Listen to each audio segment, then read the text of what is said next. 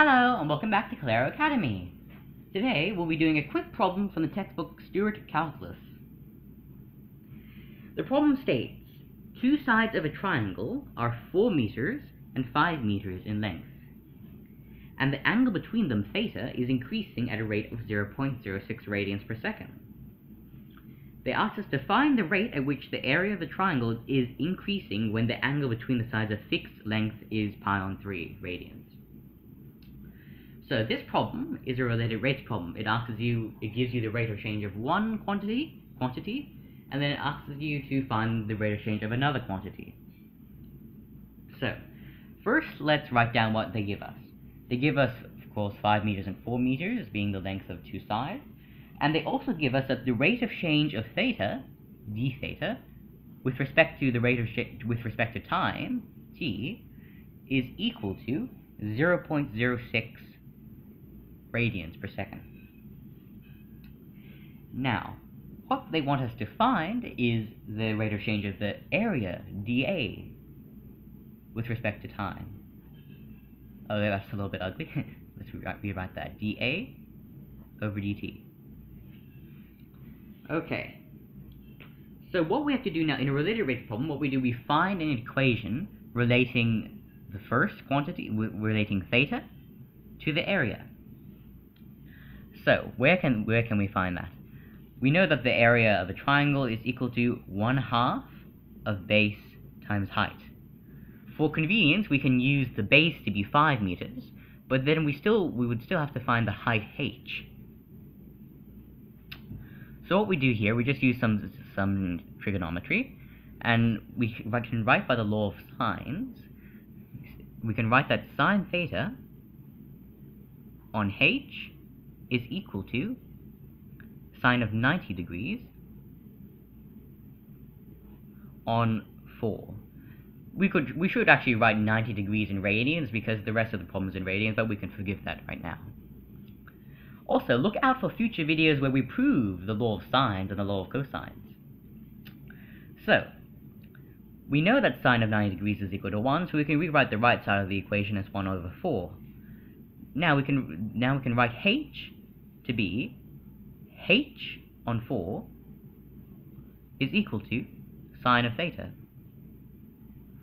And therefore, h is equal to 4 sine theta. With this, we can now plug that into the equation for area, and write that A is equal to 4 over 2 times base times sine on theta. Now, what we do here is do not plug in the givens before we've taken the derivative. If we do that, we'll get nonsense. So what we have to do first is take the derivative of both sides. That's simply going to be dA dt is equal to 2 times b, we do times cos theta times d theta dt.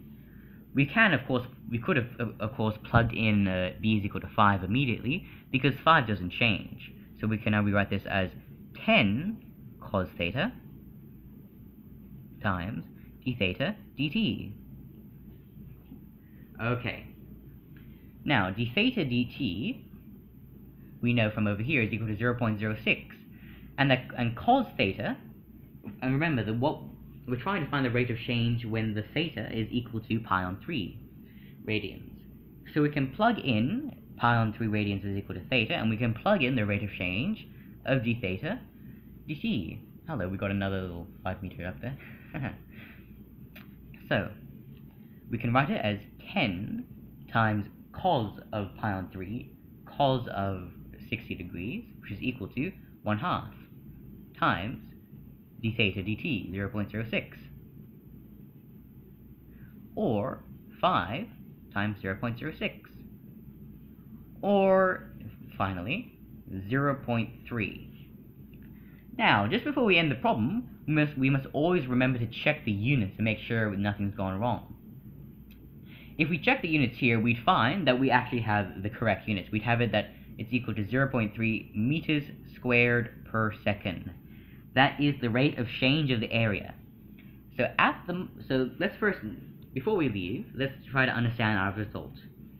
Our result says, when our little theta is equal to 60 degrees or pi on 3 radians, it's growing at its pace at 0.06 radians per second, such that the area will also be increasing, and it will be increasing at the rate of 0.3 meters squared per second. And that is it for our Calero Academy lesson, and we hope you enjoyed this lesson. Thank you, and if you have any comments or questions, as usual, you can just write them in the comments. If you want us to do a video or something, you can just put it also in the comments, and we'll see if we can make a video of it. Thank you, and goodbye!